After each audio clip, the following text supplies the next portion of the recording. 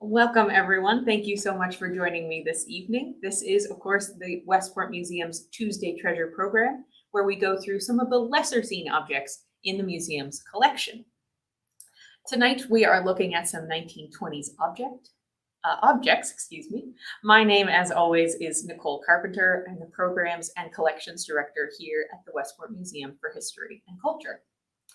As we start this program, as we start all of our programs, we would like to recognize the Pagussit people, who are the indigenous communities who made up this region. We'd also like to recognize that the museum and the town of Westport were built on and with these unceded indigenous homelands. We are pleased to offer this program to you free of charge this evening. We do, as always, appreciate any donation that you can make. We do have a $5 suggested donation for all of our free programs, but understand this is still a very difficult time. We encourage you to support the museum however you are able to.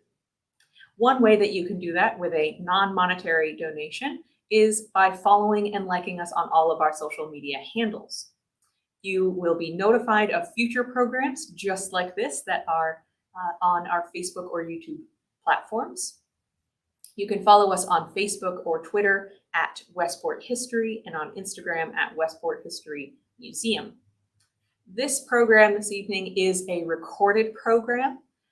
All of our recorded and live programs are available on both Facebook and YouTube just by searching the name of the museum. If you have any questions or comments, I will not be able to answer them live this evening, but please do put them in the chats box and I or my staff will get to them as soon as we are able to after this video has aired.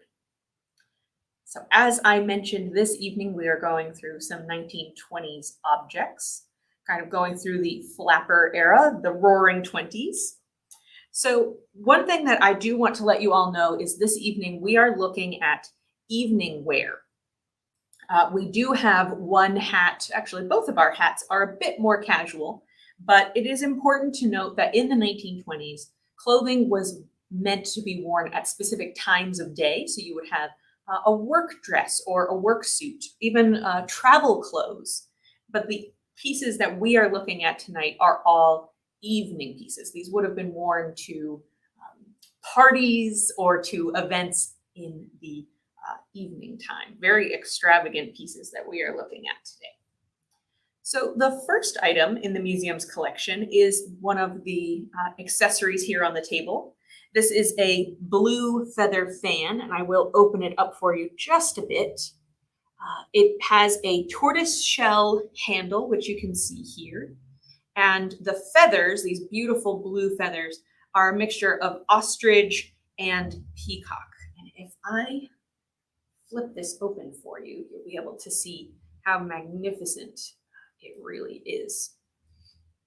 So it is quite a beautiful fan with all of these lovely dyed feathers. This was donated to the museum in 1974 by Mr. and Mrs. Irving Flitt, I believe. This is a woman's fan, of course. It may remind some of us as a performer's fan. This is definitely a very extravagant piece. This would have probably been used at very formal events or very large occasions. Think of like a Gatsby party. This fan is actually not from the 1920s. It's originally made in the 1880s. But it is important to note that even though something might be made or created, manufactured in an earlier period, many of these pieces are used later on, especially as they come back into fashion. So this is something that would have been very fashionable, very extravagant in the 1920s. And even though it was a bit of an older piece, it was 40 years old by the time that the 20s came around, it definitely would have been popular within that era. The next piece that I'd like to show you is actually donated to the museum in 1975, so just a year after this. And this was donated by Mrs. Edward T. Street. And it was actually purchased in 1927. So we know exactly when this dress was bought by its owner, and then also when it came to the museum. So this is a lovely black beaded waist dress. You can see part of it as on the table here, but it has a very straight silhouette. So when it lays along the body, there is no nipped waist, but it hangs in almost like a column, like silhouette. It has these wonderful sequins down the middle. I hold it up here, you can see it a bit easier. It has sequins down the middle, and then it has these wonderful circles made out of beads, and it of course has this wonderful mesh overlay. This would have been worn over some other kind of shift or slip dress underneath, but this, I will tell you, is very see-through. It's also very heavy, extremely heavy from all of the beading. Down on the skirt, it does have a scalloped edge. You probably can't see that terribly well, but it does have also more detailing down there on the bottom. And all of this beading and sequin work makes this dress quite heavy. It's actually one of the reasons we don't have it on a mannequin this evening, because it is nearly 100 years old, but it is very, very delicate and it's in beautiful condition. So for the safety of this object, we have it laying down this evening, but it would have been extravagant on. The next piece that I'd like to show you is actually one of the two pieces of menswear that we have this evening, and that is this white vest. This is, again, a formal piece of clothing. On the back, it does have a lovely little buckle that would allow you to cinch in the waist and adjust. But on the front, the wonderful detail that we like are these beautiful buttons, as well as the stripe work down the front of the vest. Men typically would have been wearing tuxedos for some of these very formal events, as well as for more of a day look, they might be wearing those cream suits. If you think about any of the 1920s films you may have seen, they wear white pants and straw boaters like this. This vest probably would have been an evening vest, so very much for an extravagant party. This dress over here is another women's dress. This is probably a little bit later in the 20s. It's not quite as extravagant as some of our other beaded dresses, but it does, of course, feature these wonderful details along the side. And it does go all the way to the bottom of the hem where the green beads and some of this pattern work continues.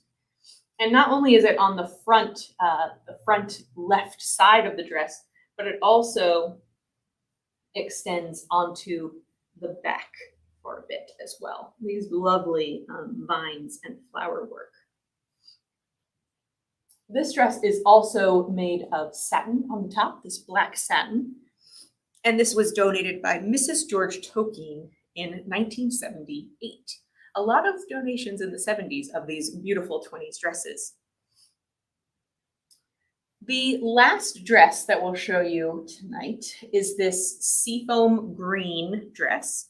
This was donated in 2000, so almost 20 years ago, or just over 20 years ago.